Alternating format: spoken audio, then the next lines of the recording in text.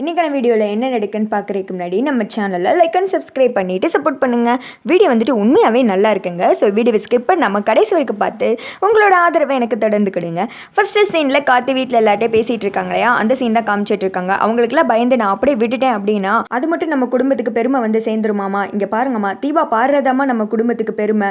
இது ஏமா உங்களுக்கு புரிய மாட்டேங்குது? ப்ளீஸ்மா நீங்கள் என்ன நம்புங்க, நான் வந்துட்டு அப்படியெல்லாம் எதுவும் தப்பு பண்ண மாட்டேன் அப்படின்னு சொல்ல. இல்லைப்பா, அதுக்காக சொல்ல, ஊரில் 4 பேர் 4 விதமாக பேசுவாங்களே அப்படின்னு சொல்ல, அவங்களுக்காண்டிலாம் நம்ம வாழ முடியுமாமா அப்படின்னு சொன்னதுமே ஒரு செகண்ட் அபிராமி யோசித்து பார்க்குறாங்க.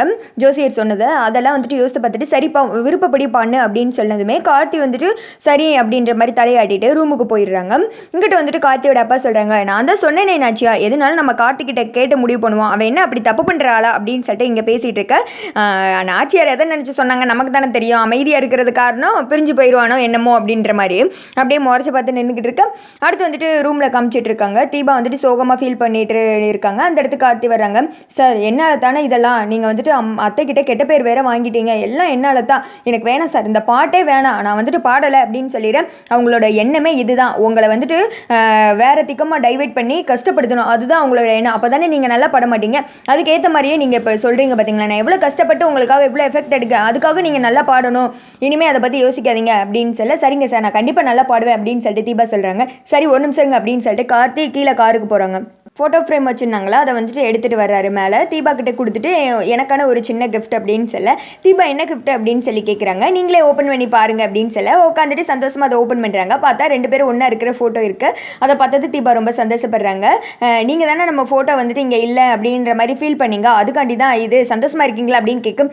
சந்தோஷமாவா, என்ன சார் சொல்லிட்டீங்க, என் சந்தோஷத்துக்கு அளவே கிடையாது, நான் அவ்வளோ சந்தோஷமாக இருக்கேன். இத்தனை நாள் என் மனசில் தேக்கி வச்சுருந்த ஏக்கம் எல்லாமே தீர்ந்து போயிடுச்சு, எனக்கு வந்துட்டு அவ்வளோ ஹாப்பி அப்படி இப்படின்ற மாதிரி ரொம்ப சந்தோஷத்தில் இருக்கா. இதுலேயும் நம்ம சப்ஸ்கிரைபர் எவ்வளோ நுண்ணிப்பாக கவனிச்சிருக்காங்க பாருங்களேன். ஆக்சுவலாக அந்த சீரியல் டைரக்டர் கூட இதை வந்துட்டு யோசிச்சிருக்க மாட்டாங்க. ஃபர்ஸ்ட் எப்பவுமே மாப்பிள்ளை தானே இருப்பாங்க, செகண்ட் தானே பொண்ணு இருப்பாங்க. இதில் என்ன தீபா வந்துட்டு ஃபர்ஸ்ட் இருக்காங்க, கார்த்தி வந்துட்டு இந்த பக்கம் இருக்காங்க, இது சரி கிடையாது, இது ஆர்டர் இல்லையே அப்படின்ற மாதிரி ஒருத்தங்க வந்துட்டு கமெண்ட் பண்ணியிருந்தாங்க நம்ம சப்ஸ்கிரைபர். ஒரு பாயிண்டை யாரெல்லாம் நோட் பண்ணியிருந்தீங்க, இல்லை வந்துட்டு ஆல்பமே இப்படி தான் இருக்குமா, இப்படி தான் செட் பண்ணுவாங்களா அப்படின்னு சொல்லிட்டு நீங்கள் மறக்காமல் கீழே கமெண்ட் பண்ணுங்கள். அதுக்கடுத்து வந்துட்டு அந்த சைடு காமிச்சிட்டு இருக்காங்க. வில்லிகள் கூட்டத்தை பயங்கரமாக நின்று பிளான் போட்டுக்கிட்டு இருக்காங்க. சே என்னென்னலாம் பண்ண இப்படி முடிஞ்சு போயிடுச்சே அப்படின்னு சொல்ல. ஆமாம் எதுவுமே வந்துட்டு நம்மளால் பண்ண முடியல, மண்டபமும் கடைசியில் அவங்களுக்கு போயிடுச்சு, அந்த சபா மேனேஜர் இப்படி காலை மாறிட்டானே, மேலும் பணம் கூட போட்டு தரேன்னு சொன்னேன், கேட்குற மாதிரி கிடையாது அப்படின்னு சொல்லிட்டு நின்று கத்திக்கிட்டு இருக்க.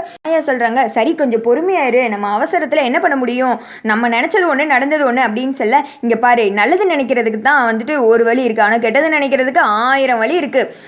உருவாக்குறவனுக்கு தாவே ஒரு வழி, நம்ம வந்துட்டு அழிக்க போகிறோம், நமக்கு கையில் எத்தனை வழி இருக்குது, அது மூலயமா அவங்கள கண்டிப்பாக அழிக்க தான் போகிறோம். என்ன மாயா, பதட்டத்தில் முடிவெடுக்க முடியாது, நிதானமாக எதனாலும் பண்ணுவோம் அப்படின்னு சொன்னேன், இப்போ எது யோசிமா அப்படின்னு சொல்ல. மாயா வந்துட்டு ஒரு செகண்ட் யோசிக்கிறாங்க. என்கிட்ட ஒரு ஐடியா இருக்குது அப்படின்னு சொல்லிட்டு கபோர்ட்லேருந்து ஒரு டானிக் மாதிரி எடுக்கிறாங்க. இது என்னது பாய்சனா அப்படின்னு கேட்க. சேச்சா அதெல்லாம் கிடையாது, இதை குடிச்சாங்க அப்படின்னா கண்டிப்பாக அவங்களால பாடவே முடியாது, தொண்டெல்லாம் கவ்வும், அது மட்டும் கிடையாது, மயக்கம் வரும், வயிறு வலி வரும், கண்டிப்பாக தீபாவால் இதை வந்துட்டு பாட முடியாது, எனர்ஜியே இல்லாமல் மயக்கம் மட்டும் விழுந்துருவாங்க, பாடுறதானே அவளால் பேசக்கூட முடியாது அப்படின்னு சொல்ல.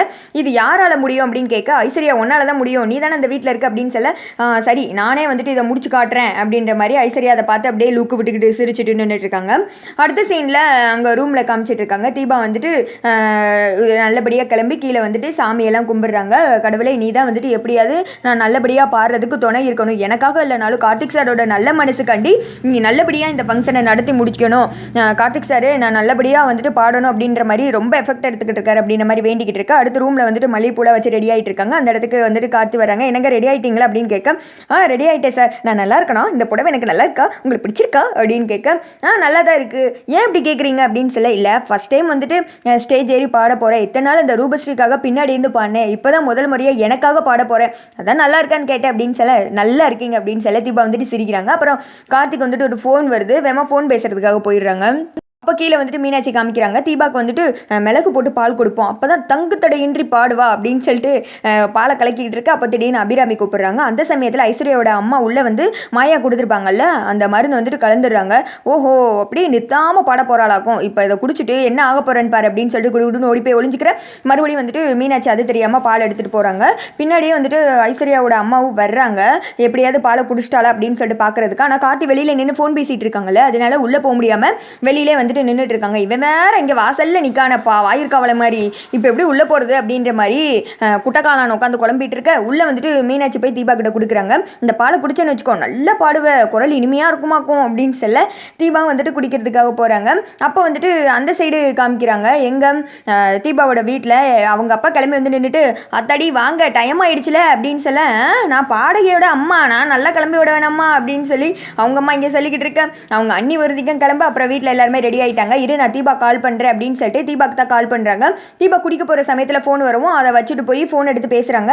நாங்கள் எல்லாம் ரெடி ஆகிட்டோமா, இன்னும் கொஞ்சம் நேரத்தில் அங்கே வந்துருவோம் அப்படின்னு சொல்ல, சரிங்கப்பா அப்படின்ற மாதிரி ஃபோனை கட் பண்ணதுமே அப்பா தான் எல்லாம் ரெடி ஆகிட்டாங்களா, இன்னும் கொஞ்சம் நேரத்தில் கிளம்பி வந்துருவாங்க அப்படின்னு சொல்ல, சரி தீபா இந்த பாலக்குடி சூறு ஆடிட போகுது அப்படின்னு சொல்ல, சரிங்கக்கா அப்படின்னு சொல்லிட்டு மறுபடியும் கொடுக்க போகிற நேரத்தில் கார்த்தி வந்துட்டு உள்ளே வர்றாங்க. தீபா அப்படின்னு சொல்லுங்க சார் அப்படின்ற மாதிரி கார்த்தியை பார்க்க வெளியில் வந்துட்டு ஐஸ்வர்யாவோட அம்மா நின்றுட்டு இருந்தாங்கல்ல, அத்தே இவன் இப்போ தான் இடத்த காலி பண்ணியிருக்கான், நம்ம மெதுவாக பின்னாடியே போய் அங்கே உள்ளே என்ன நடக்குன்னு பார்ப்போம் அப்படின்ற மாதிரி குடுகுடுன்னு மெதுவாக வேலை பார்க்குறதுக்கு வருது. அதாவது தாயை போல பிள்ளை அப்படின்றது சரியாக இருக்குது. ஐஸ்வர்யா எந்த குணமும் அதை விட டபுள் மடங்கு இந்த அம்மா வேலை செஞ்சுக்கிட்டு இருக்கு.